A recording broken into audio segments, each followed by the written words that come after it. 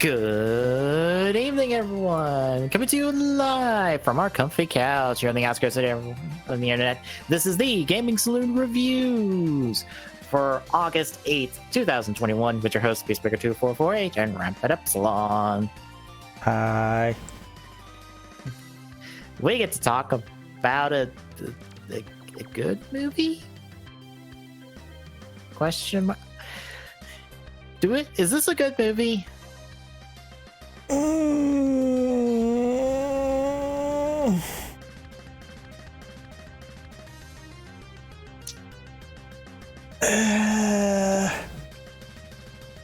God, that's a hard one to call. Fair.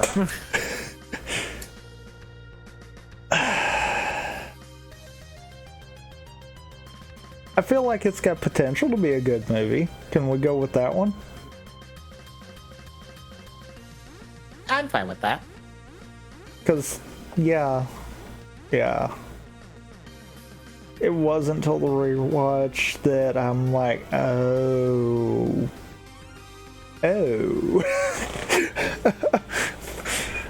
Because, yeah.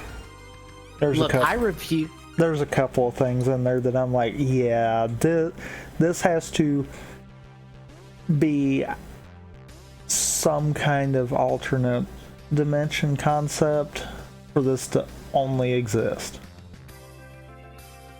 Look, I refuse to disavow Ichigata from Zero One's canon.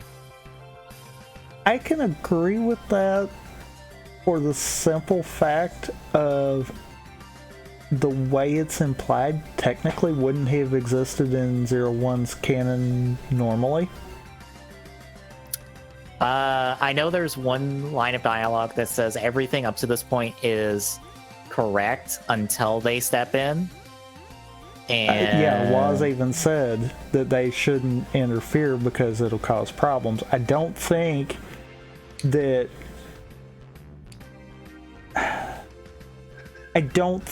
them stepping in would have caused that to happen. No, I feel like Soryo's been acting as Ichigata for some time. So I'm kind of fine with being like, yeah, that's canon. Mm-hmm. It's the events post that they screwed up. Yes. Because I'm sorry, I can't see them transforming, entering the fight, and that causing the ripple. Mm-hmm. Not to the extent that we got Ichigata kind of deal. Yeah. It's one of those, I'm like, no, that existed. Mm-hmm. It kind of makes sense in show logic too, because it would have to exist. Otherwise, where would the technical prototypes for the 01 driver be? Yeah. I mean, hell, Soryo made the 01 driver to start with. And on top of that, it also explains how the Arc could make force risers. Yeah. Soryo also made those, and the Zetsubo risers, and pretty much all the tech in 01. It's funny that actually the show does kind of shed, or the movie does kind of shed light on stuff for the show, but then it also butchers so much of it. Yay. So yeah, folks, we are talking about Kamen Rider Reiwa, the first generation, or as I refer to it all the time as Reiwa Generations, because that's simpler. Because I'm sure there will be a Reiwa Generations subtitle thing at some point, so it might as well get it out of the way. But this was released on December 21st, 2019 in theaters. Our main writer and only writer for this movie is Yuya Takahashi, who is the main writer of X8 and 01. Hence why in our little pre-show talk, I was like, yeah, this you can tell the end of 01 was not written at this point. Yeah. And our director is Teruaki Sugihara, who is a director that has propped up on Zero One and Saber. So continuity. As we've alluded to, that's a complicated matter. We'll talk more by the end, I assure you. It's a complicated matter on the 0-1 end of it. Yeah. The Geo end of it, no. It's pretty cut and dry on that one. For the 0-1 part, we're approximately between episodes 9 and 10. Honestly, it doesn't matter because these events are never referenced in series outside of, I think an episode shows Soryo from this movie, but does not say the words Ichigata. And my headcanon is that 02 got its energy muffler from Ichigata, so there are your references to this movie. I refuse to accept any other canon but that one. Yes. And yes.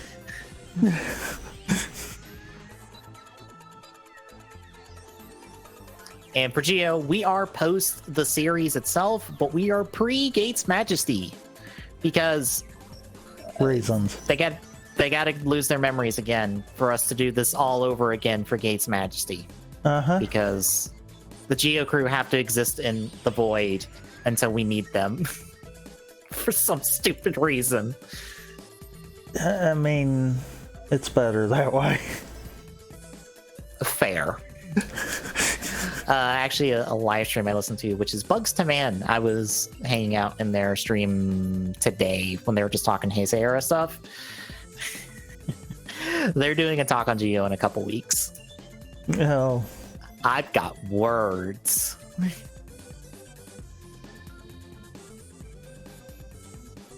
I'm very curious on how that talk's going to go because I'm like, I got words about Geo and the mess of a fucking series that is. And it is going to be very hard for me to not use various 4-letter words to describe it.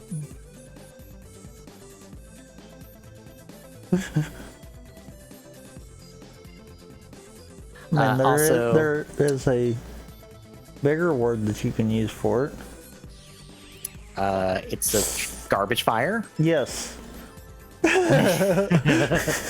People might disagree with that. Those people are wrong.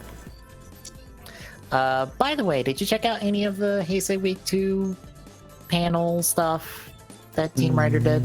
No. Well, you didn't miss much because there was no major announcements outside of tune in 2 to 3 months at these panels where we will hopefully have Shout Factory and or Funimation on to talk about various Rider things. Maybe. I love for some reason they had to dance around the fact that Funimation is doing the Futo PI manga, even though the Futo PI manga has been announced for several months now, and Funimation is confirmed to be the ones carrying it. And I believe they're confirmed to also be bringing it stateside from them. So I don't know why we're dancing around this. Because we got to.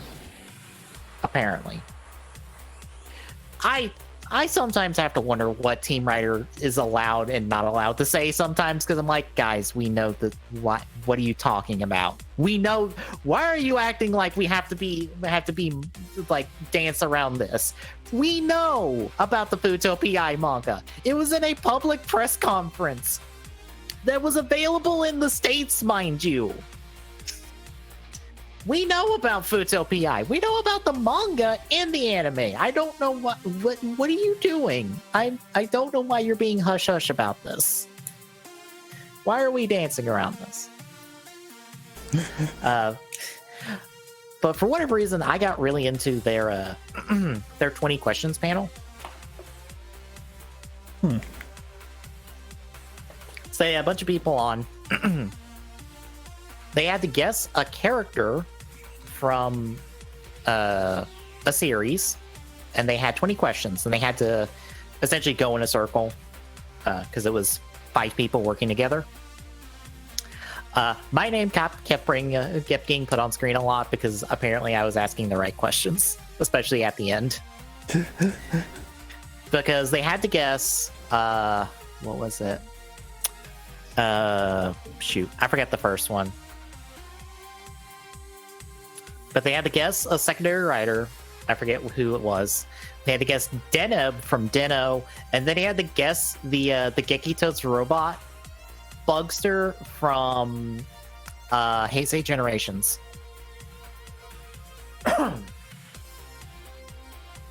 So, yeah, I like 10 questions in. I was like, ask if it was a part of a movie.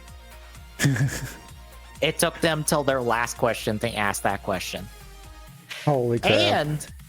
And I want it on the record that, at least from my perspective on watching the stream, I was asking the question of if it was in Heisei Phase 1 in order to subdivide which half of the era we were in. Because they were just Heisei era characters. I mean, that makes sense. I mean, that was literally the first question. I was just like, is it in Heisei Phase 1? Literally cut the shit in half so we have a smaller pool to work with. Yeah.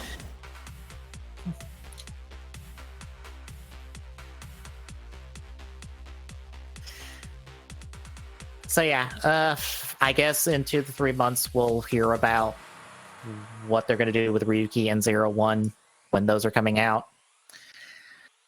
For now, though, since that is the case, after next week, we're going to be doing Deno, which means I now have to go download Deno and get it all uploaded on the drive. Yay! More work for me.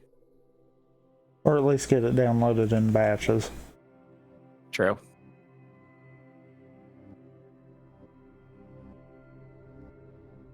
But we've got a movie to talk about. So you had any thoughts? Well, any other thoughts besides what we've already talked about going into this movie? No. All right, then. Kick off! We're in a flashback of Aruto being saved by his dad, Soryo. When the arc activates and it explodes and destroys, like, most of Daybreak Town and turns it into a crater. You know, the thing that we see a lot in the show. Yeah, that thing. This is, of course, a kind of a dream flashback thing for Aruto, because he wakes up in, I guess, his little small apartment, because this is the one and only time we see where Aruto lives. Yeah, and that's kind of weird.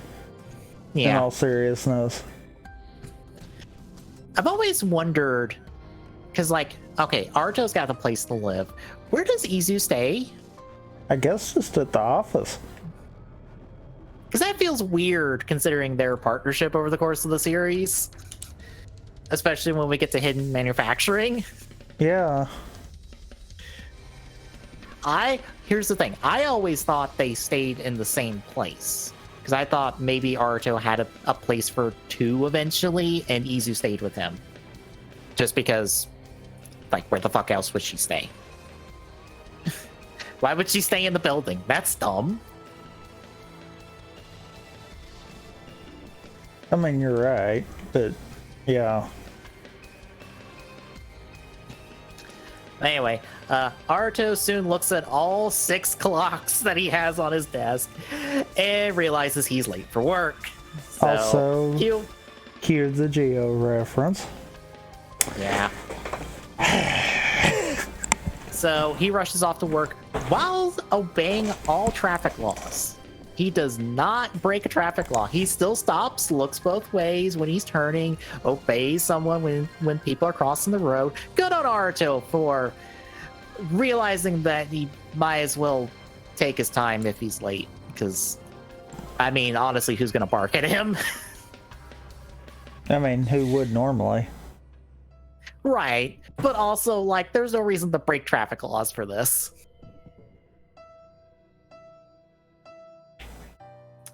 But he is confused at the sight of Humagear children crossing the road because he's like, wait, when did we start making kids? That's weird. And as you'll have noticed if you've watched this movie, every single person in the background is a Humagear, which is abnormal. Which he doesn't mention about.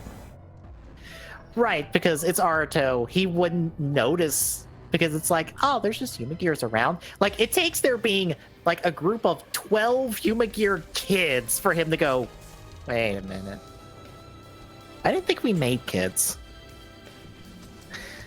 Oh, well. I just got this job. Maybe it's a new thing. Or an old thing. Fucking I don't know. So he gets to the office, tries to get in. He's locked out. He's confronted by Mamoru, you know, the security guy from the first couple episodes. And they proceed to tackle him and apprehend him, because apparently he's a terrorist. Apparently.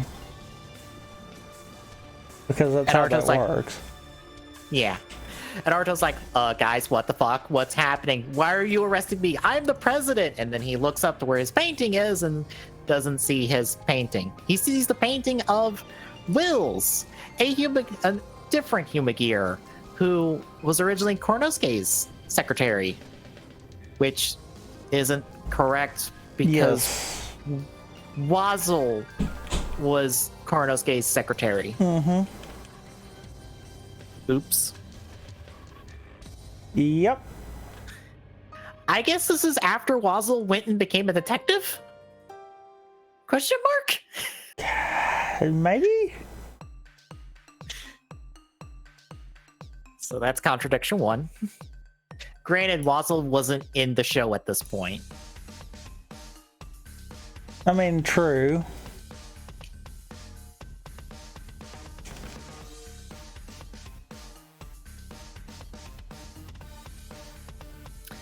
But Wills is the current president of Hidden Intelligence and transforms into another Zero-One and proceeds to fight Aruto, who tries to transform into Zero-One. And as he's waiting for the hopper to come out, it doesn't come from the air, it comes from underground. And then bounces around. So the two of them are duking it out. Meanwhile, Sogo and gang are just happily in school doing stuff until all the people disappear randomly. And then when they go into class, they're all Humagears. And then Tsukiyomi's got to be like, what's a Humagear? And then everyone tries to kill them.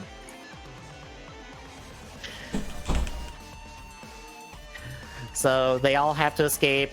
Eventually they have to have Waz evac them all via scarf to the rooftop, when they all just start randomly getting their memories back because they all have their ride watches on them still. Which, why is it every time we have to do this, it's just the ride watch has to fall out of their pocket? Does it just materialize in their pocket for this specific situation, or do they always have it and just never bother to touch it until they absolutely need it? Yes. Because that bugs me, because I'm like, wait, do you always have these and you just don't know what that is until this exact moment?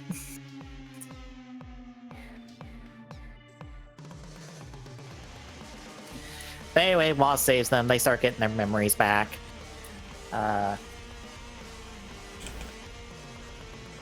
Exposition-wise, because I'm just gonna skip ahead to this with the Geo crew. Apparently, after Sogo fucked the space-time continuum for like the 5th time, and all the Rider worlds got separated, and he's responsible for the creation of the Reiwa world, technically, I guess, or at least the Zero-One world. I don't know. I don't know if Geo or if Zero-One and Saber are in the same world. I know they're not in the same world as Revice, because technically Revice exists in the world where Rider is a TV show.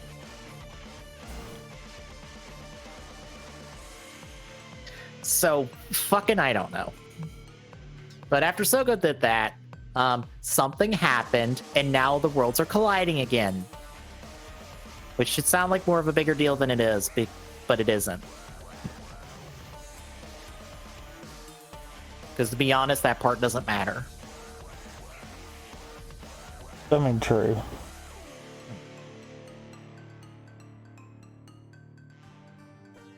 Anyway, Arto transforms. He is unfortunately at low power because Zaya is underground. Therefore, it's not as powerful as it would be. Because guess. we're also ignoring the logic from the first half of Geo where, you know, the riders would lose their power for the other riders. And also lose their entire memories, and their events would be negated. Mm-hmm. just wanting to, you know, pull that one back of the thing that we already hated from Geo. Yeah. Because they decided to drop that halfway through. Yeah. But yeah, the Geo crew do have a clue on what to do, as there's a note in Waz's book. His blank book. The only Which note I believe... ever in that book. Right, because we never see if it's properly... Actually, no, we see it, but it's unintentionally blank. Mm-hmm. That they need to find the first rider of the new era. That's helpful. Mm-hmm.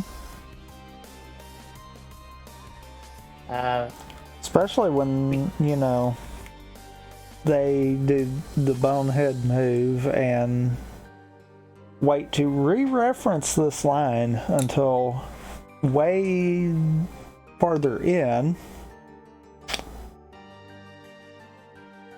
Because I'm just going to say it, Waz references the line after we find out who Ichigata is. Yeah. But we check back in with Arto. He loses the wills, loses the 0-1 driver, but does escape with at least the Rising Hopper Progress Key. I assume he has the others, but he doesn't use them until like the last fight scene of this movie for like 5 seconds apiece. Oh yeah, that was the other thing that kind of slightly got me there. Mm-hmm. So, and I'll say it. The Rising Hopper Key was the only thing that the arc didn't need for the initial reboot, right? Because it was the other progress keys that it was needing. Probably. I honestly don't remember. If I'm not mistaken, that was the case. So does this technically mean that this is how the arc wound up with that data, or fucking who knows? It's like, I honestly don't know. Oh wow, we've made so many problems here. Yeah. As Arto's running off, he sees a commercial for Hidden Intelligence that is just like, we make weapons to kill humans. Come help us kill humans. We are the best. Fucking. Yeah. But then, as Arto sees this, other human gears spot him, and then 2 of them put on Zetsubo risers and turn into Magias, and turn a bunch of others into like the grunt Magias, and they all go after Arto until Fu and Yaiba randomly show up in a jeep and grab Arto and fucking book it. And I love how Fua, big ass gun, I think he gets one guy after if it gets on the jeep and takes the gun away from him. Uh-huh. But Yaiba, who is driving this jeep, blows up the other one with a grenade launcher in her hand and also gets it away from them. Look, Yaiba is the most competent person of the 2 of them. This is an established fact. Yeah. In any timeline. Mm-hmm.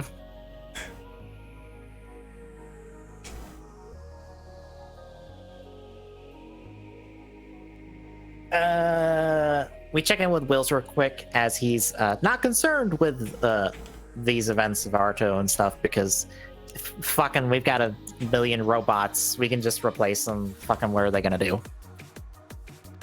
But Arto arrives at Resistance HQ, where we find out that Isu's there, because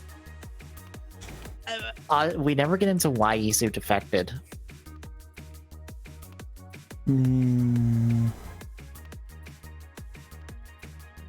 Yeah. Because, like, I know they keep saying traitor to her, like Wills does. And I'm like, is it a traitor because she's a human gear working with a human? Or is she a traitor because you made her and then she went, fuck this, I'm out?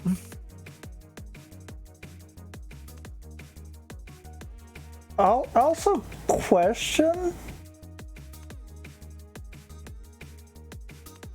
why does Izu exist?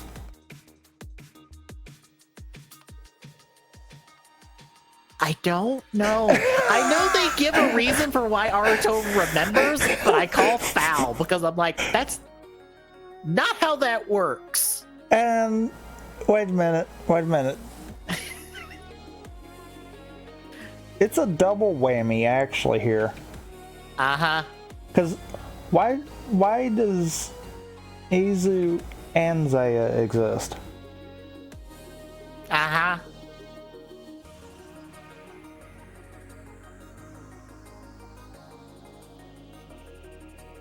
Because, just to clarify this for everyone, Izu shows up and is just like, Zaya ran a simulation that knew that you would remember the original timeline. Because Izu knows that there is a different timeline that they are supposed to be at.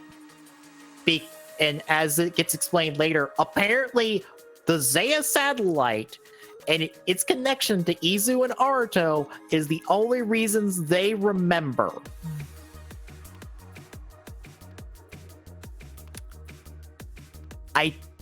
How? Why? Okay. Excuse me? Okay.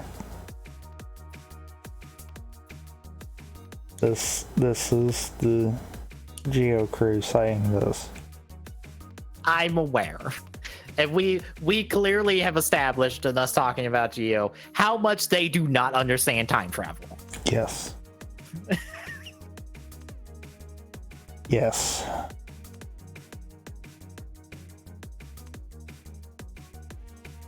Even inside this movie, they don't understand time travel. I'm gonna be honest, I'm just going to accept that this is the case and move on because I don't want my brain to hurt. Bear in mind what I said at the beginning. This could be a good movie. Yeah. It completely has the potential. They just let the Geo crew have too much influence on the story. You know what would have been cool? You know how for Zero Two's debut we had like all those simulations and stuff that Easy was in? Have it like that? Well, like, why couldn't we have a movie that is literally, all of our writers are trapped in a digital world, more or less, that our villain is trying to create? Stop. I know. That's real time. That's why I'm like, just stop. Just stop right there.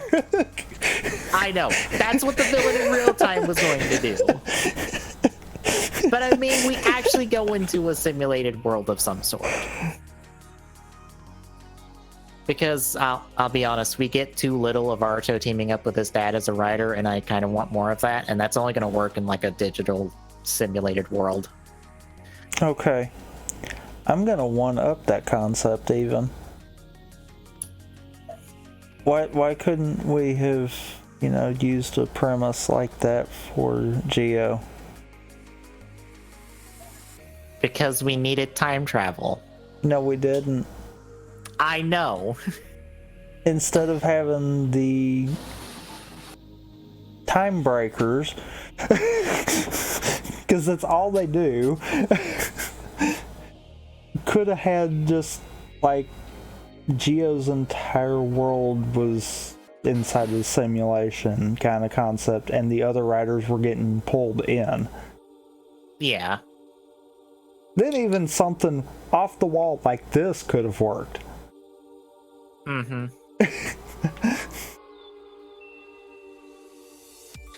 Anywho. By the way, nobody likes Izu because she is Humagear. Boo. Boo on you all. She's the reason this is functioning right now and you're all not dead. boo on you for hating her. How can you hate her? Like, I get in general why, but like, she's done nothing wrong to you. Leave her alone. Anyway, we also see that Zaya's here, and it's on a rocket, and they plan to launch it to get it in the sky, and that will fix things, I guess. They don't explain why this would fix things. Nope. Moving on.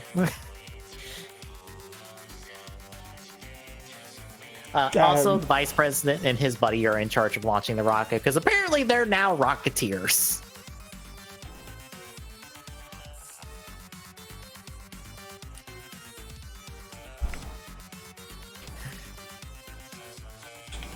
What were you gonna say? I mean, on top of what you were saying about how will this fix anything, how does this entire movie even solve its problem? We kick a sword and it breaks a thing and it makes that thing not happen. So that's logic, right?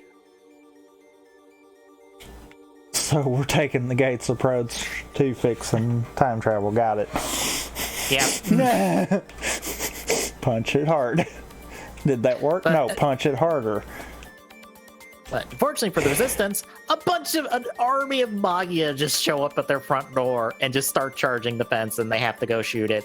I do love that Yaiba is just casually using just a big old 50 cal fuck off sniper rifle just to blow holes in Magia's left, right, and center.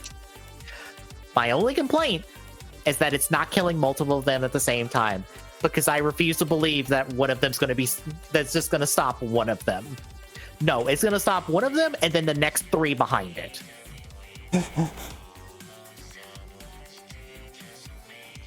Anyway, along with them is half of Metsubo Jinrai, because the other half is technically not introduced yet, so don't ask where Naki and Raiden are. They are not appearing in this movie because they don't exist yet.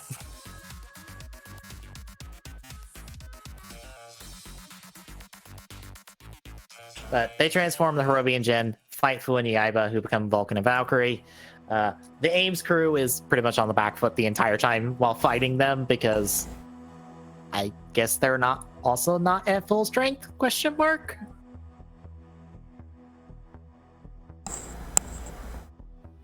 I say question mark because I don't know. This is the only time they really fight them. I honestly don't know.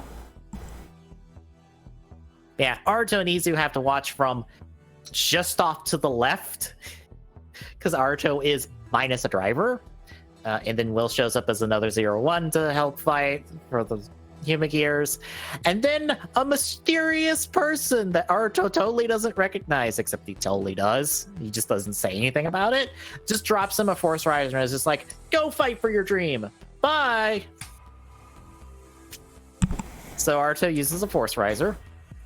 That also hurts him. Mm-hmm.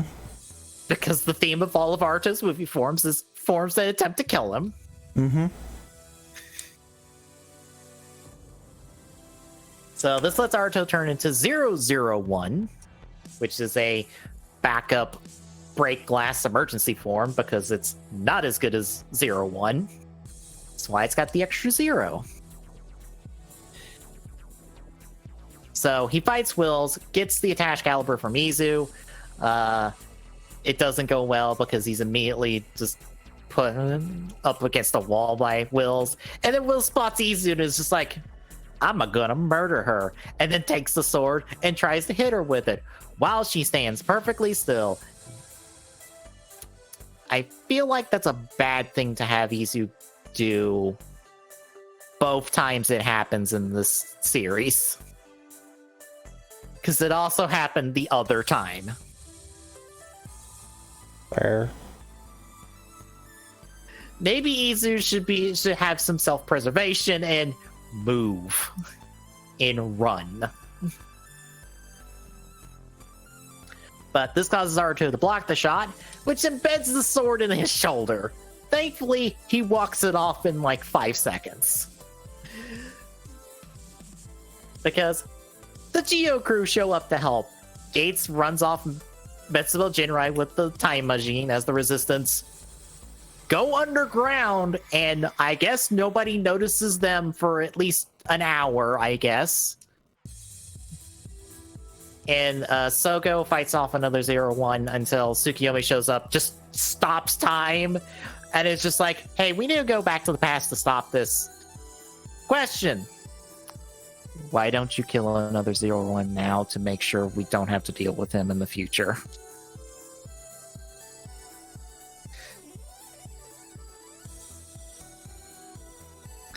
Tsukiyomi, you can stop time.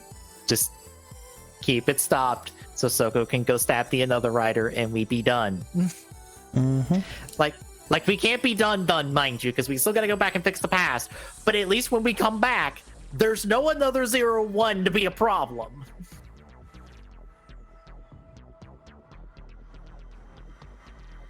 But anyway, they decided to go back to 2007 to before Daybreak Town incident because Aruto's like, oh, maybe something changed then, because that would be when something would happen. So they go there. Izu stays behind because she's not allowed to be with Aruto for the rest of this movie. For some reason. Yeah. Which is dumb. Mm-hmm.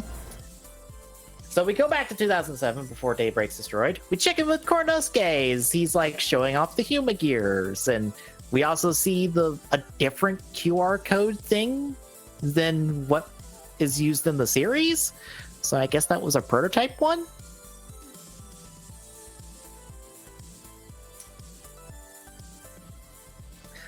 We also see Wills as his secretary, and Wills is like, maybe you should compensate Huma gears. And okay, we don't get a lot. This is probably the most we've gotten to Kornosuke in this movie, because Kornosuke is dead when we start the series, and they never bothered to do anything with his character since then in the series.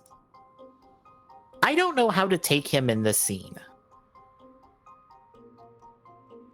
because he seems to recognize Wills's point of, oh, I have created life. I have created a very complicated problem. That's going to have to be addressed at some point, right? And he seems to like recognize that Will's like, yeah, you make a very valid point, but that's the end of their conversation. So how do you take this? I don't know if Kornosuke is an asshole or not.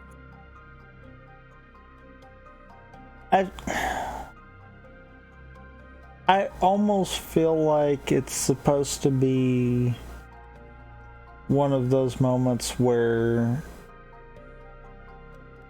you're supposed to be able to tell he's got conflicted thoughts, but it doesn't portray it well. Yeah. Because as we find out later, he kind of makes a mental note of what Will said and starts looking into why he's thinking that direction. Yeah. But at the same time, in the current moment, it's almost like he kind of gives him a pat on the back, and you can kind of feel that that's a conflicted thought when you look at it from that point. But yeah, it's not sold because we don't know him. Yeah. And like I said, this is the most characterization Kornosuke ever gets. Because like I said, he is a corpse when the series starts. And they do not bother with him for a second. He is dead and Aruto's in charge. That is the short and long of the conversation involving him. Yeah. Did the show even say how he died? I don't think it did. It was a blank and miss, that kind of deal. I don't think it did. Yeah, because I feel like I remember early on them like, oh, this feels like a plot point. This feels like there's a reason that, like, oh, Kornosuke's dead. Oh, that seems important. What if Metsubo Jinrai killed him? and then it's never brought up. So I'm like, oh, I guess he just had a heart attack and keeled over. And I also kind of figured, based off of, you know, him dying is the reason Matsubo Jinrai kind of picks back up. Well, that's it kind of that's felt what like his that will should have been says. a plot point. Yeah, that's what his will's saying. It's just like, oh shit, I'm dead. I'm dead now. Bad shit's gonna happen. My son needs this driver and he needs to be in charge to stop it. And I'm like, what were you doing to hold him back? I don't know if I thought he was a writer or not, but like, he was obviously doing something. But again, the show never gets into this. Like I said, I think this movie's working off like a different start of 01 where Konosuke was supposed to be important. I feel like. Maybe, I don't know.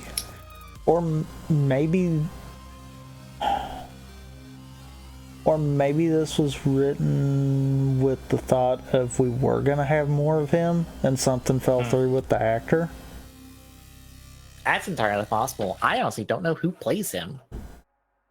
Because, I mean, it almost feels like this was from a storyline where they were planning on going a different direction.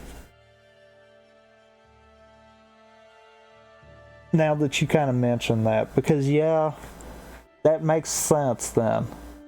And actually that would expand even to the issue that I noticed later in the movie about him making the comment that it was Will and Soria that caused the arc to have malicious thoughts.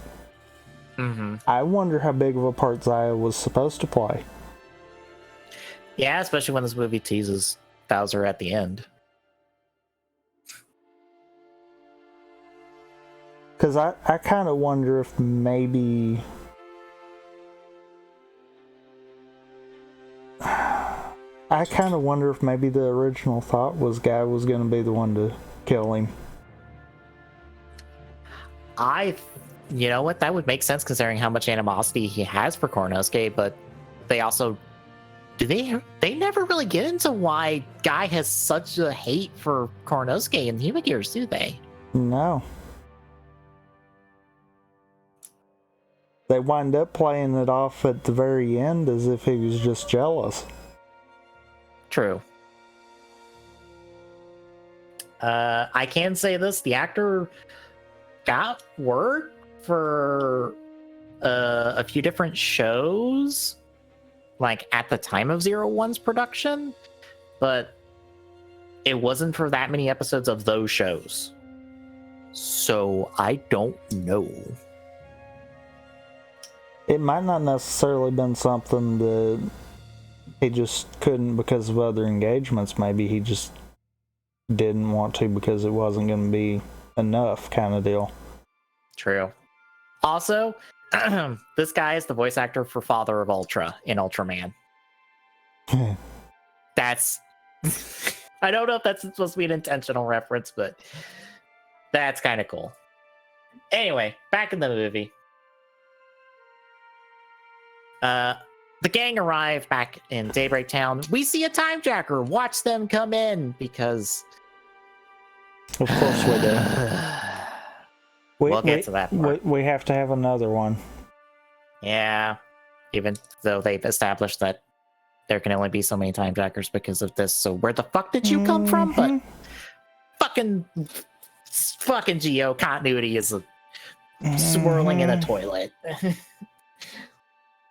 Oh, that's an understatement. I do love that as they're walking around town, Gates is ready to fight every single human gear he sees, and Tsukiomi's like, would you stop? Stop being weird. And Aruto is just happily walking around town because he's just like, oh yeah, this is before everything went to shit. Everything's fine. Because, like, he grew up here.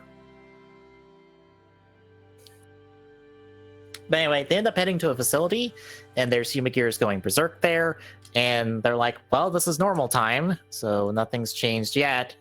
until Haruto's like, fuck this, I need to go save people, and then transforms, and then Sogo and everyone else is just like, well, fine, I guess we gotta follow him.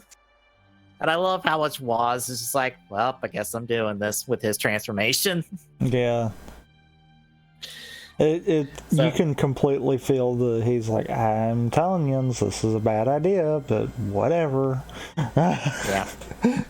So all four of them transform, fight the Humagears, until a mysterious rider shows up and knocks down a bunch of Humagears, and even reverses the Berserk state on one of them. Yeah. Which is like you can do that? Which also makes me wonder on that. Because if he had that ability, why did it not wind up in 01's arsenal to begin with? That is a very good question. Because this is the one and only time he uses it. Because he then immediately starts to fight Aruto and Sogo as Gates and Waz blow up the rest of the Humagears, which, for reference, this is Ichigata. Because I'm just going to refer to him Ichigata. Which, weirdly enough, someone was confused when I call him Type 1, and they were like, Type 1? I'm like, Ichigata. Because that's what it translates to. That's also what the belt says. The names are interchangeable. It just depends on which one you want to say.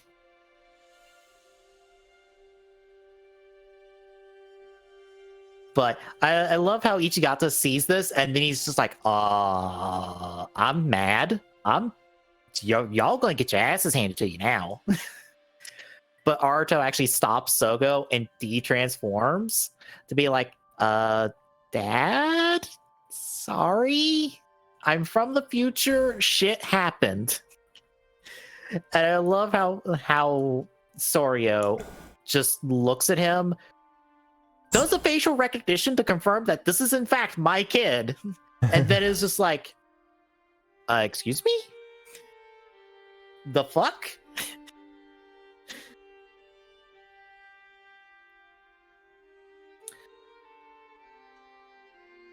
So eventually we find out that both him and Wills were the ones that made the Zetsumo Riser, the Force Riser, pretty much all of the tech that it goes on to be used throughout the series by everyone. And all of this was done for the future of Humagears, according to Wills. Soryo doesn't really get into his reasons why, because they're kind of saved for later. And Aruto is not happy about this because, some of the shit he's seeing that his dad's responsible for is been used for some screwed up things, thanks to Hirobi and Jin. Yeah. So, yeah. Which, I mean, is it truthfully thanks to them? Because, bear in mind, the only things that Zaya has been stuff pertaining to 01. True. Meaning that every other piece of tech had to have at some point been made by the Ark. True. So, yeah. I have to wonder if truly the blame is on them. I also do like that all of the driver stuff is actually unpainted. They're unpainted props. I give them props for that little touch. I like that nice touch there. Mm-hmm. So Aruto at this point storms out because he's like, I need a minute.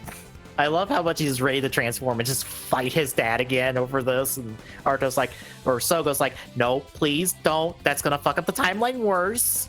And Aruto's just like, I'm gonna go fucking sit at a riverside and think. Meanwhile, Koronosuke finds out about, the Ark having malicious thoughts and wanting all of humanity dead, and finding out that, Soryo and Wills kind of made some tech because he's got blueprints for Ichigata. So he's like, maybe maybe we should delay the launch. So I have to wonder if that was in canon and that's what ended up leading to the arc being, or the rocket blowing up.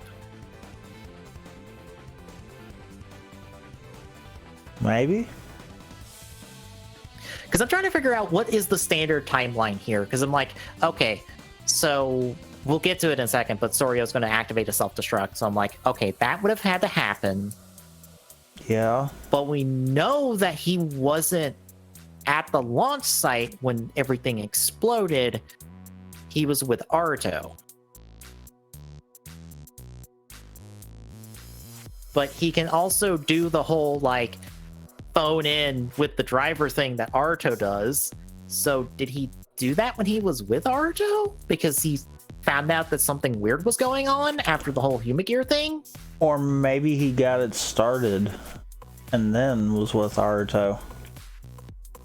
And then the arc found out about the self-destruct, couldn't reverse it, so started trying to hijack every Humagear it could. That led to, like, Jin and Hirobi, or, well, no, not Jin at this point, but Hirobi and stuff, and that made, like, the bigger explosion?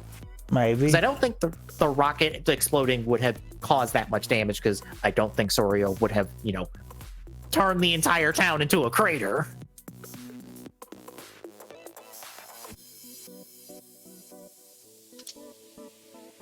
But that's the part I'm trying to piece together during this, of just like, okay, what's regular timeline, what's altered timeline?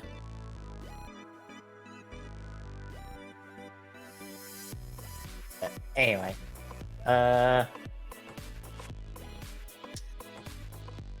so Kornosuke finds this out. Tsukiyomi overhears this and goes back to tell everyone. Sorio continues investigating the Humagears, and then he, like, lands on this. And I think at this point the arc tries to hack both him and Will's. And both of them are resisting it. So I don't think the arc has, like, mass hacking at the moment. Because I would think it would hack more than just them. I think. I don't know. Yeah, I would think so too. Yeah. But because of this, Sorio's like, oh, this is going to be bad for Arto. I need to go fix this. And then he heads off. This leaves Will's in the room for Finis, our time jacker for this movie, to show up and be like, hey, do you want to rule the world? Take this, become 01, and rule the world. Bye. So Will's now has the ability to become another 01. At the launch site, Sorio activates the self-destruct on the rocket by phoning in like Arto does. I'm wondering, okay, did they ever do what Arto does in this scene? Where, like, someone walks into, like, I guess his peripheral vision, and, like, it seems like he's there, but he's not?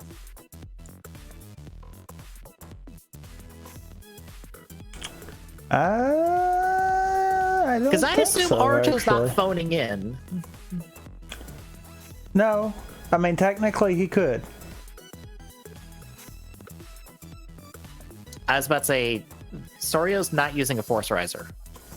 Technically. No, but he is connected to the arc. Right. So that is a... you can get around. Uh-huh. However, the Force Riser is connected to the arc also. Mm-hmm. So technically, Arto could actually be connected to the arc as well. Yeah. For reference, folks, Ichigata is using a repaint of the Force Riser called the Cyclone Riser. Yet another Ichigo reference, because literally Ichigata is an Ichigo reference without ever saying he's an Ichigo reference, because we're not doing that yet. But I do like all of that. I especially like to help differentiate him. He's like Ichigo's original blue instead of the proper green that you know him as today to have. So it helps him give his own identity while still referencing Ichigo, because I kind of like that the both here in 01 and in Double with Skull, we reference kind of the origins of Rider and the first quote-unquote Riders, more or less, even though Skullman's not a writer. He is the prototype Kamen Rider because of the manga and stuff. I like that. I like when we dig into the deeper lore without getting lost in the minutia of it. But anyway, Soryo starts to self-destruct. Arto's like, the fuck you doing here? And then Will shows up to explain that, oh, he's going to activate the self-destruct, blow up the rocket, and stop the arc. And Arto's like, oh, you're on our side. And Soryo's like, yeah, because why the fuck would I jeopardize you because you're my son?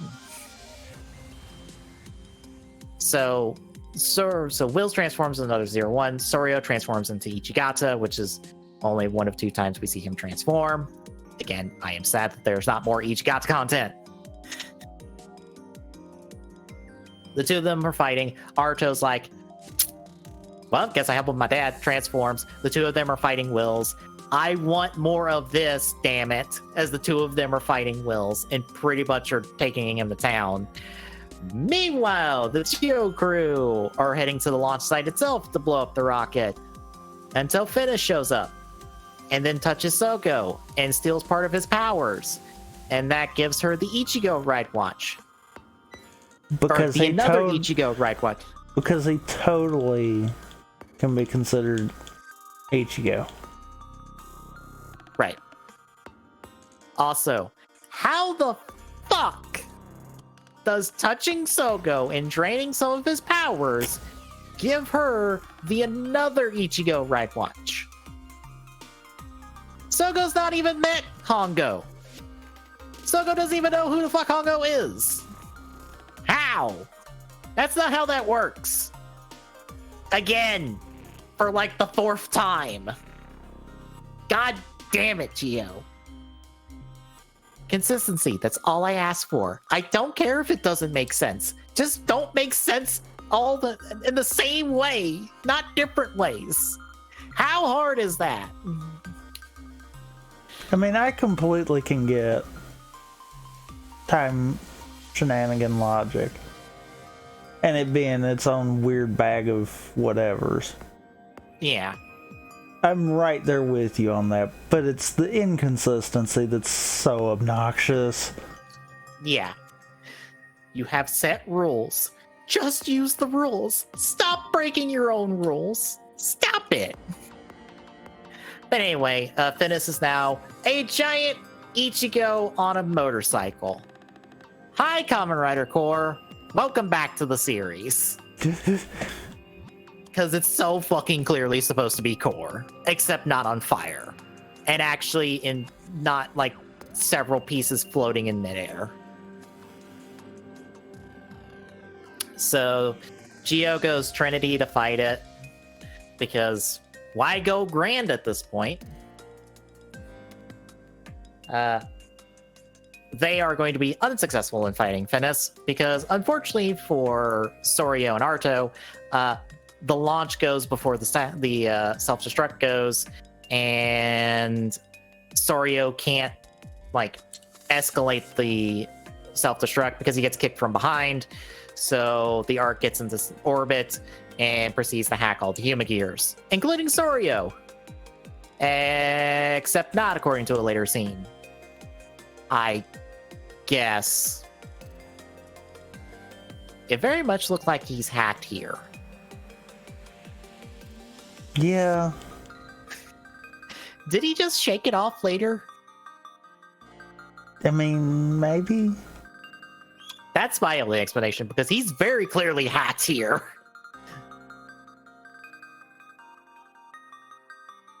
Because there's absolutely no reasons for him to be faking it now. Because it's like, no, we should go stop him now, please. Anyway, Wells heads off to Konosuke's office, murders him. The vice president and his buddy manage to escape, even though Wills is in the same room as them. I guess he just didn't feel like murdering the two of them.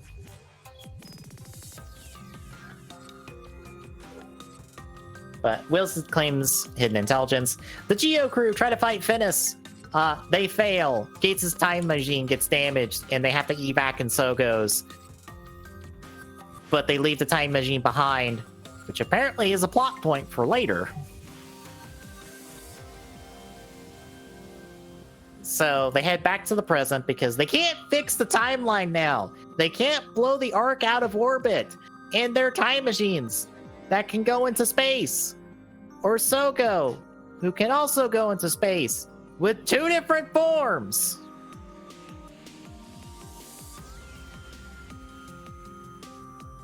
Wait, what do you mean we can't blow up the Ark?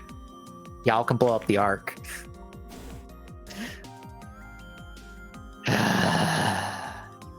Also, I'm gonna point out, until you actually had mentioned here a little bit back about why he went Trinity instead of Grand Geo, I didn't think anything about it.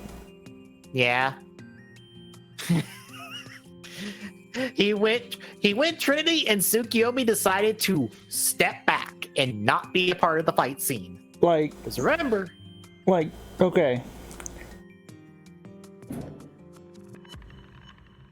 The reason I didn't quite think about that is because if you took it at face value, technically at this point, he shouldn't have access to Grand Geo, except for the final fight he does, so that means that no, he had it right now. Yeah. Also, give me a second. I'll be right back. Like, it's one of those, it's like, yeah. Yeah.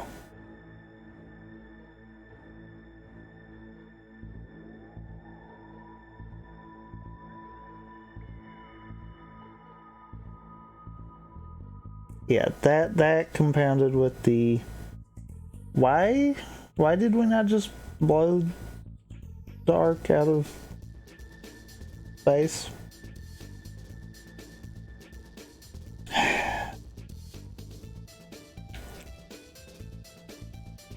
Yeah.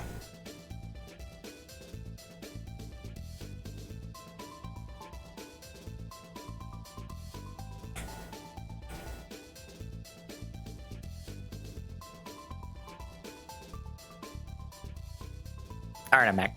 Welcome back. So yeah, we've head back to the present, even though we can fix the timeline, but we decide not to. Feels about on par for Geo. There is a reason I don't like Sogo as a character.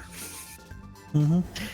He's bad at fixing timelines, even though he should be better than this. Except for, you know what's bad?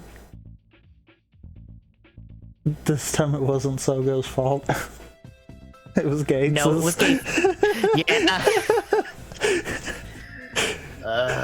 So. Why do I get the funny feeling it's because he's been around Sogo too long? Mm-hmm. Probably.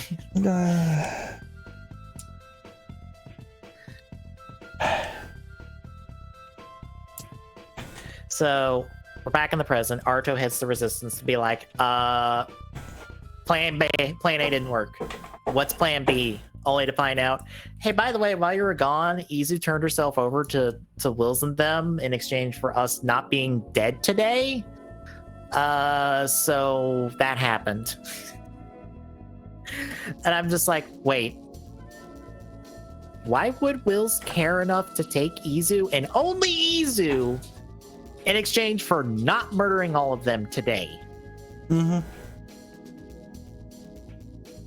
Mm-hmm. Especially when he knows where they all are. Because they were all underground. Uh-huh. Uh-huh. Movie, you're making it really hard to like you.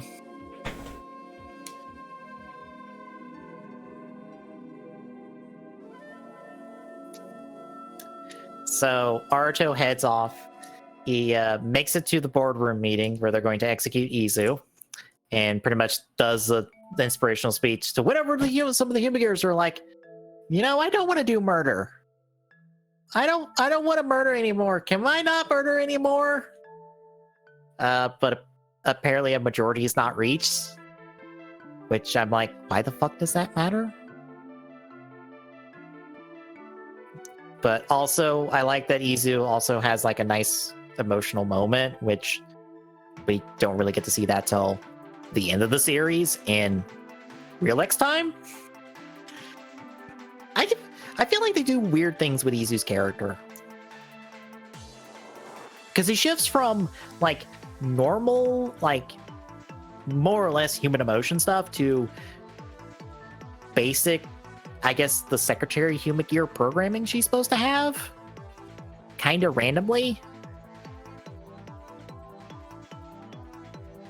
I kind of wish there was like a progression away from like the basic Secretary programming she has and just, this is just Izu because that's just how she acts.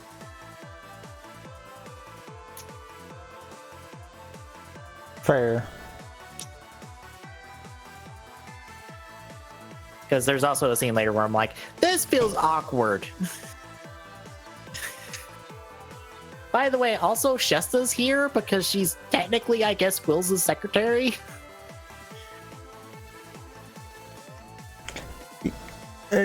Yeah, and yeah. I'm just like, okay, how do we fix that one, huh? Maybe how do you fix that? Yeah, that's right, you don't. So Soryo then reveals himself. He's acting kind of normally now. He challenges Arto to a fight because he has controlling interest in hidden intelligence. So if Arto beats him, he gets control of hidden intelligence. Which doesn't fucking matter, but fucking whatever. We gotta end this movie somehow. I mean, if Arto's the president, then that'll mean that all the people that have died will come back to life, right? That's not how that works. We forgot the ramifications of what we've done. So Arto accepts this, but then was like, fuck this. Has all the Humagears that sided with him become Magia, and those infect the other Humagears, except Soryo. And they all become Magia, except for Izu and Shesta for some reason in this scene. So Arto gets on stage, grabs Izu, also grabs Shesta, and they fucking run to the front of the building. Question. Arto, why did you grab Shesta? Legitimate question. Why did you grab Shesta? Yeah. But once they're outside and they're faced with all the Humagears, the Resistance arrive. Hi, at Tom Constantine on Twitter. For those that don't know, he's one of the contributors to the Tokusatsu Network. He's a longtime member of the Kamen Rider fandom. He's also a stunt actor. And he's done some stunt acting for Rider. He's also showed up in this movie. I'm trying to think if it was Saber. He showed up again in a different show or movie in a cameo appearance. But he's done a lot of stunt acting. And he's also the one responsible for translating the producer roundtable post 01 that has all the wonderful production details that I keep reiterating because they're really good things to know when watching 01 now. I kind of hope there's a Saber producer roundtable so we can get the same sort of details for Saber, because I'll be honest, I really want to know what the fuck happened to Saber in production. You know what's funny though? I've done a rewatch of 01. Mm-hmm. And I think I see how going forward anyone's gonna handle it. Those specials that we got that were just recap and nothing else. Mm-hmm. Yeah, we're not even gonna see them. it when watching it through the side I was watching, it didn't have those with it, and you don't gain anything enough out of them to justify putting them in. Does it include the one that Azu shows up in when she's interacting with the Metsubo Jinrai members, like the 0.5 episode? That one, it does. Okay. And I think that's the only one that actually matters to the most part. I mean, it leaves at least at the start of the episode, the question of that character kind of deal. Mm-hmm. But because it also resolves it in that episode, it's like, okay. We can get around that. Yeah, because I feel like the first one should be at least watched because that's the one that like teases Azu and also teases Arc Zero. But I don't know how much you need those teases. The teases for Arc Zero could be the only real reason for it, but you don't need it either. Yeah. But yeah, after kind of rewatching, it really, when you can watch it all constant, it doesn't feel like the job competition actually lasted as long as it did. I could definitely see that. I feel like we were dealing with the week-to-week problem. Mm-hmm. Whereas the overall, there wasn't that problem there. Yeah. I know it's Rat Collector Shuki that I follow on Twitter. She binged like most of Saber this past week to catch up, and she's like, yeah, it feels a little better, but all the bad writing still exists, so it doesn't change too much. But I could see if it alleviates some of the problems. It doesn't, with 01's job competition, it doesn't get rid of the problem that it was too long. Mm-hmm. It's just there is enough supplementary material there to where it doesn't feel as bad. Yeah. It is kind of on the downside, but it's filler episodes. Mm-hmm. We've pretty much always had that. Yeah. I honestly feel like I would rather have that than what we had at the end of both X8 and Build, where we just had a final villain last for way too long. Yeah. I've heard Build getting called a masterpiece by someone I follow, and I'm like, I disagree, because the end of that series is too long. Yeah. And a Volt is around for too long. Yeah. Like, a Volt cannot carry the solo villain role of this series. It's one of those, looking at it compared to at least those two, I feel like that's the difference there. Mm-hmm. But yeah, the problems can still exist. Yeah. Back in the movie, Resistance show up, and then the Geo crew show up, minus Sogo at the moment, because they're like, we're gonna back it up, and this reminds us of the apocalypse we were in at the start of our series. And also Woz was in command, and I'm like, somebody actually fucking remembered that, because that's not a plot point worth remembering. No, what that actually was someone watched the first two-parter to kind of get a feel of it, and yeah, that's about it. Yeah. Which actually, now that I say that out loud, makes complete sense with why we have the problems we do. Yeah. Holy crap. Somebody needs to make some story bibles for like the crux of every single show and start passing that to anybody who needs to like actually write any of these characters, for fuck's sakes. After the words came out of my mouth, it's like, yep, this is completely something we would have saw at the beginning of Geo.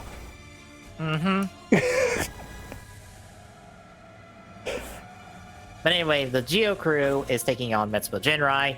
AIMS are taking on another 0-1 because I'm not getting into it.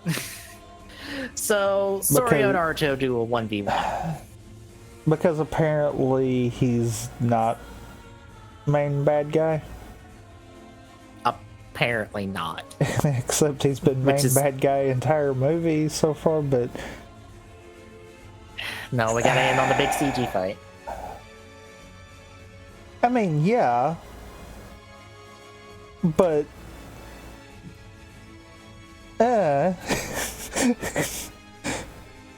Yeah. So, Naruto and Soryo, we follow them fighting. It's a big clash of like super speed and punches and kicks. And Naruto's hanging on. And I do love that, like, to properly end the fight, Naruto catches Soryo's punch. We see them out of suit, kind of, I guess, in their heads. And Naruto's just like, I will go through you for humanity and for human gears. I will end this fight. Because Naruto has the resolve to just do this because, yeah, there's a lot at stake. You're probably going to have to kill your dad. And so they trade rider kicks, or they clash rider kicks, and you actually see Soryo hold back at the last second. Because Soryo's been faking his allegiance now. So he could make sure that Naruto has the resolve to move on, even though this would be the hardest thing he would have to do in the movie. So why?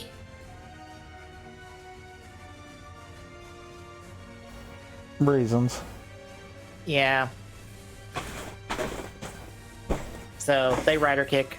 Soryo's beaten. Naruto's all broken up by this. But Soryo is like, hey, you got the resolve to move on. Here's your driver back that I've held on this entire time because apparently Wills didn't see me swipe this from him. And he actually smiles at Naruto before going offline. And Naruto's all broken up about this. And awkwardly, Izu and Shesta are in the background. And they're like, well, Naruto's got controlling shares. He's in charge of hidden intelligence now. And I'm like, why? Because there's no emotion or anything. They're just acting like human gear. And I'm like, this is the wrong moment for this. I mean, yeah. Meanwhile, the Geo gang beat Metsubo Jinrai, send them packing because we can't have them blow up because then it'd be confusing. More so than now, but yeah. And the AIMS crew blow up Wills because Naruto's going to be busy, so somebody needs to blow him up.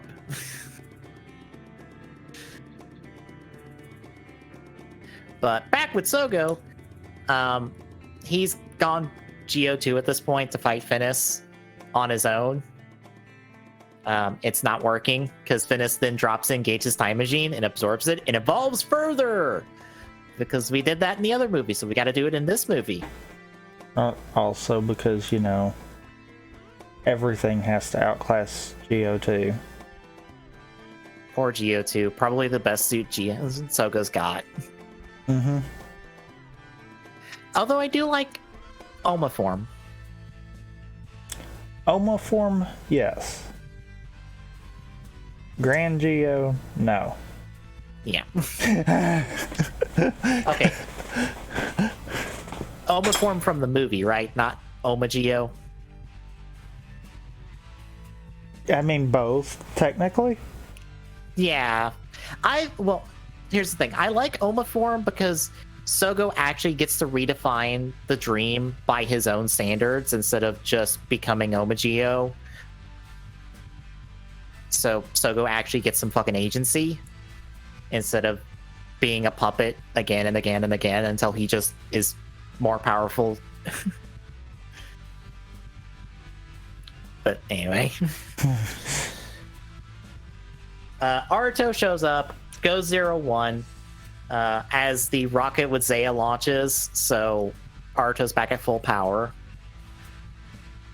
He actually uses his dad's progrise key in the attached caliber to stab Finis, and it seems to disrupt it long enough, so Sogo decides, that's what we need to do, and goes Grand Geo, as Sogo is incredibly confused by all the statues that just showed up. Which, fair. You're not meeting two of them for a while. Yeah, for a while, because you don't meet them till, I guess, post real time then? Question mark? I don't know when Memory of Heroes would technically take place. That Because he's got 0-2, but he so that has... means it would have to be post-series. Right, but he has Izu and phones in Izu for unlocking exactly one door. Okay. Could still be post-series. Right. But I don't know if it would be post-real time is the question. Granted, it doesn't really matter. At that point, no. Yeah. Because it'd be beyond this point anyhow. Mm-hmm. So anyway, and that's so, assuming that anyone actually counts Memory of Heroes as part of the canon for the shows. I mean, I do, because I want my favorite shows to actually interact with each other. I mean, I do for the simple fact of, Double and O's have already had quite a few times where they've interacted with each other. So why not add 0-1 to the mix? Mm-hmm. But yeah, we know how Toei is with their continuity. And by continuity, I do mean lack of continuity. Yeah. So, yeah. Mm-hmm. So they land on the idea that if they blow up Gates' time machine with the sword, that will make it to where Finis won't come back in time to Daybreak Town to start the plot of the movie. Apparently. Even though Finis warped in this time machine from somewhere, so just because they blow it up now doesn't mean it won't be blown up in the past.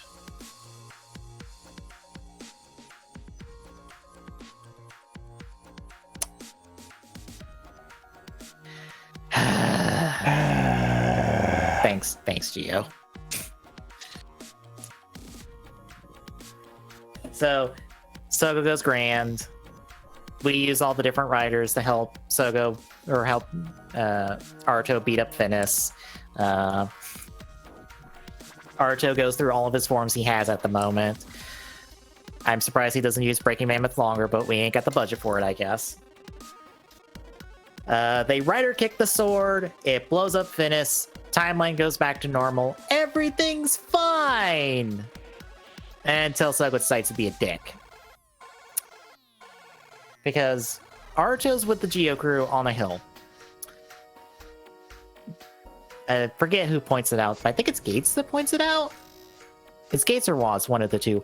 Point out that Aruto and Izu will remember the other timeline because of being connected to Zaya. Because sure. Sogo then has to step in and be like, that might be a problem. That shouldn't happen. And then transforms with a brand new background for some reason. And decides to fight Aruto over this.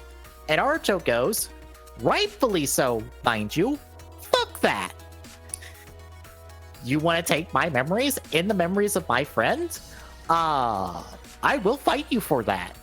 Bring it. So the two of them fight. We don't see the end of that battle because we cut to the credits. Well, we cut to everyone. Hey Charizard, we're wrapping up talking about Rare Generations. And I think I know what you... Episode 44. Is that the current episode? I don't remember what episode. Oliver Saber. Fuck, what episode are we on, Saber? What episode did I even watch this weekend? You watched an episode that had a number. Yes. Coming from someone that dropped the show very early, I have no idea. Oh, that's the last subbed episode. Okay, that's not the episode I watched this weekend. Okay. Good to know. I don't remember what happened in that episode at this point.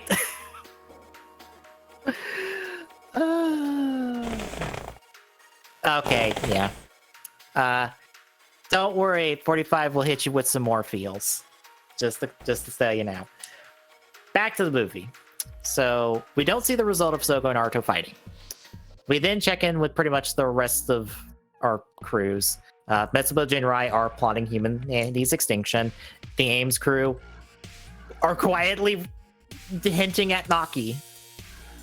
Kind of. Because Fu was like, I had this strange dream that was like human gear. And then Yaiba writes it off, and I'm like, is this a hint to Naki? Would they have been able to that early? Unless that was always a thought? Unless that was always a thought that one of the two could be? Yeah. Or if maybe the initial thought was both of them were the other two members? That's a fantastic question. I'm trying to remember when the Fua got blown up by Hirobi for Naki to be put into his brain.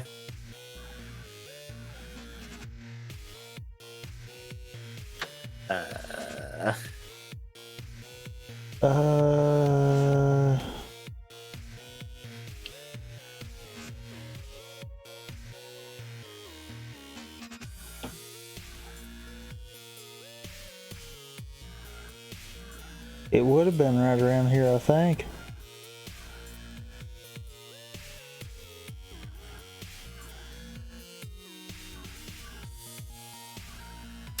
I guess so? I think. I might be wrong on that. I think this is. I don't remember. Anyway, that happened. The Geo crew are back to school with Waz overseeing them because that's just what Waz does. And we properly end on Izu and Naruto having a conversation about Naruto's like business card, and it implies that Izu remembers the timeline, but Naruto does not. Meaning that Naruto fought Sogo enough to at least win Izu to keep her memories, but not his. Which, fine. Sogo's a dick anyway for doing this. I'm sorry. No, Sogo is an absolute asshole for making this, for wanting to fight him over this. Because what fucking harm is it going to do? Naruto doesn't even remember anything before he woke up that day. I'm pretty sure. Even though I think he makes mentions of it's like not being right. So I don't know what Naruto even remembers from that other timeline of himself. Oh my god. I was right.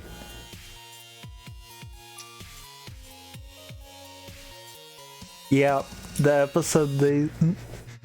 episode before this movie, continuity-wise, would have been. Okay. So that legitimately would have been a tease to Naki. Bravo.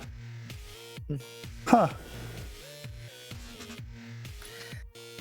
But as a post-credit scene, we see a gold rider on the barrier of Daybreak Town saying that his plan is going 1000% perfectly.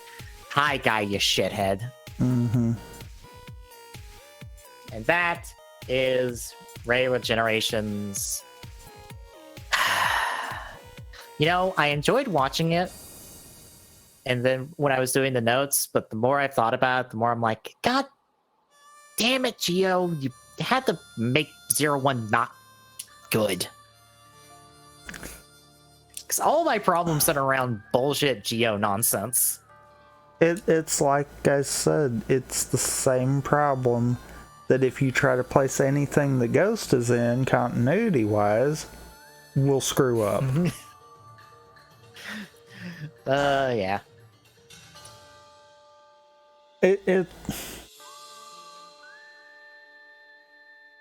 It's one of those, it's like, I don't get it. How do we have that bad of a premise that we cannot make it work with other shows? Yeah.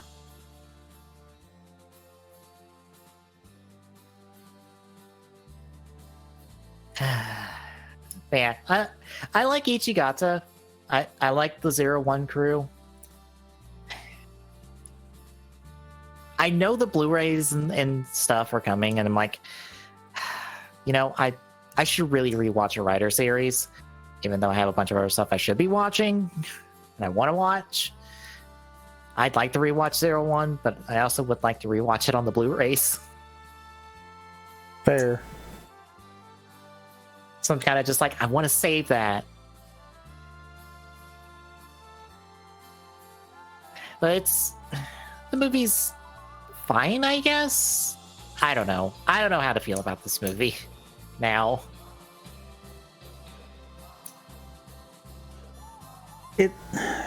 It's all the weird geoisms. Yeah. That just kind of has me at the point where, like I said at the beginning, it's got the potential to be a good movie. It's just Geo. Yeah. All the potential, none of the execution. None of it. There's not a drop of good execution in Geo. Okay, I retract that. There is very, very, very rare good execution in Geo.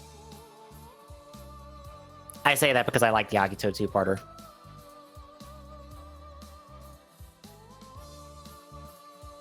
Because the Agito two-parter does exactly what I want the rest of the series to do. Or what I liked about the premise of Geo. And the rest of the series doesn't do that. And it annoys me every time I think about it. I'm like, wow. How do they get this right once and never again?